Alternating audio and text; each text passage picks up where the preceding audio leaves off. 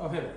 So, I don't know what your first memory is or how old you were, but I think it's interesting to find out what people's first memories were. I think mine, I was about 3 years old.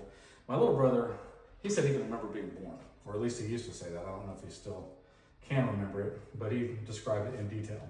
But I heard a story about these two twins, and while they were still in the womb, they had a pretty deep conversation. I want to share that with you. So, what happened was, they were debating inside, with their roommate, and one of them said, "I don't believe in life after birth." And the other one was like, "Well, but I'm pretty sure there is life after birth." And he goes, "I don't think so. I mean, it just doesn't make any sense. Like this is the whole world." And then the first one goes, "Well, hear me out on this. What if we get out and everything's upside down to this world? Like instead of being here, and we can walk on our feet and stuff instead of being stuffed inside this little tiny sack." And he goes, "That's dumb." And he goes, No. Not only that, I think we'll eat with our mouth and breathe with our mouth and our nose." And he's like, "We breathe through our belly button and we eat through our belly button. That is some dumb stuff." And he goes, and we'll be there with mom." And the first one goes, "There's no such thing as mother." And he goes, I don't know. I feel like she's real." And the first one goes, "Have you ever seen mother?" And he goes, "No, but I feel like she's all around me.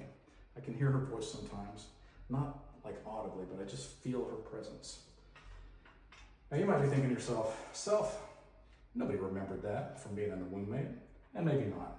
But I still think it's pretty interesting because a lot of times people are like, "There's no God, there's no life after death, you don't know what you're talking about. This is all there is and this is all there ever will be," because that's all you know. But what if there's more? And what if we've been told exactly what we need to do to make that as good as possible, but we refuse to listen? Because, to be honest with you, most of the time it's because we want to be in control and because there's things we want to do that we think God won't approve of.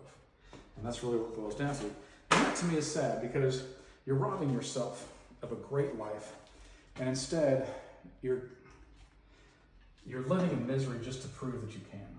And you're better than that. Anyway, we're going to keep playing some tile.